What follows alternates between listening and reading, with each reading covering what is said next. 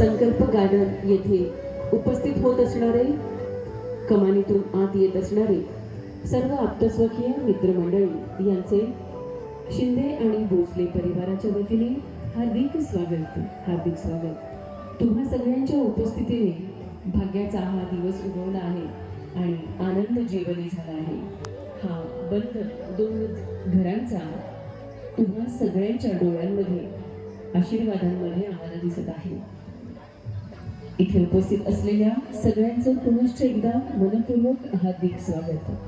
स्नेही बांधव, आप्त मित्र सारे जमले, देण्यास शुभ आशीर्वाद, आनंदी शुभ अक्षदा उधळूया, सौभाग्य येणार आहे या जीवनास. दिव्या ही वधू शोभणार आहे, सजून येणार आहे प्रसादच्या घरी, आणि एकमेकांची साथ जन्मोजन्मीची लाभणार आहे.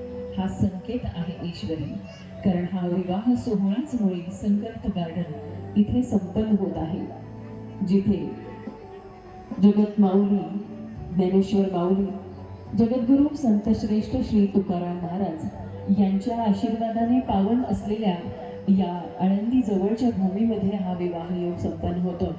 याबरोबरच बाजूलाच असणाऱ्या सुप्रसिद्ध साई मंदिरातील साईंचे आशीर्वाद देखील आपल्यापर्यंत तितक्याच आनंदाने पोहोचत आहेत.